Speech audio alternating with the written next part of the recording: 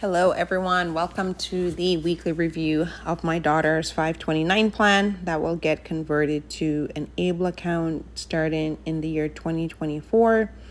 ABLE account stands for Achieving a Better Life Experience.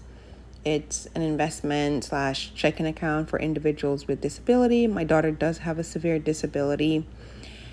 The ABLE account, the really great thing about it is that it functions the same as a 529 where you put money in and you can invest it, but you can also use it as a checking account to pay for the individual's daily expenses, so food, clothing, housing, etc., education, right? Like anything that goes towards the care and well-being of the individual. But once I convert the 529 to an ABLE account in 2024, I'm going to use it the same way I'm using it now, more as like her investment account, her retirement account. So I'll just be cash flowing her day-to-day expenses from my paycheck as a full-time employee. All right, so let's get into it. Balance on the account is $22,580. We'll talk about the somewhat of a big jump in the balance from last week to this week. Okay, let's look at the deposits for the past week. So starting on June 12th, I deposited $50. I have a 90-10 portfolio split for all deposits that come into the account. So that's why you see $45 went to the growth stock and $5 went to the aggressive growth. On June 14th, I put in $150. And then on June 16th, I put in $25. For the week, I put in $225, which is awesome.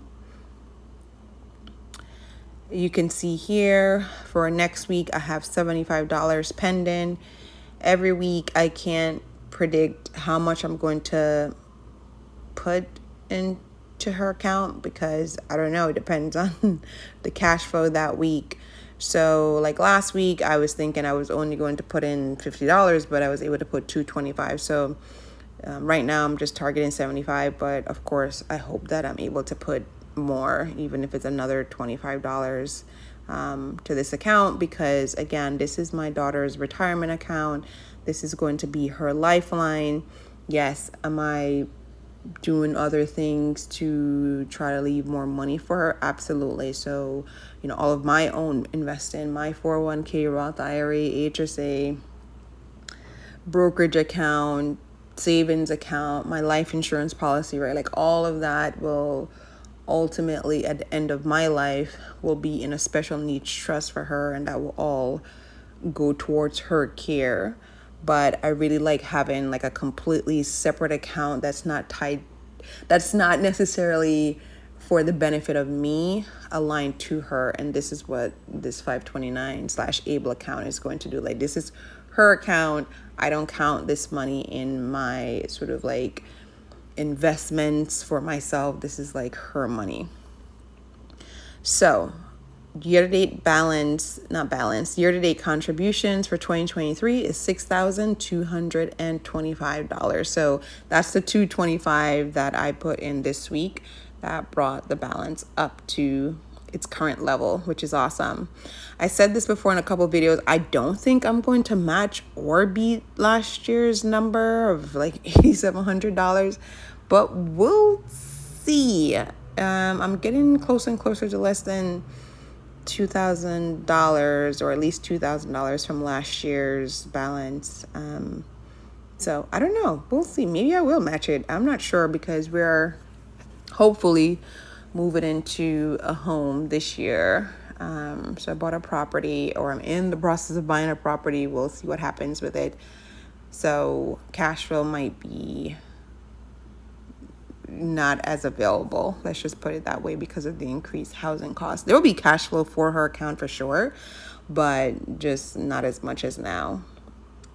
All right, so I'm rambling a little bit. Okay, so let's look at the performance for the portfolio. So this is honestly where the jump in balance is coming from. Yes, I did put in $225 for the week, but the account has actually been growing. Like, I've actually made earnings on it. You can see here, earnings to date is $2,824.29.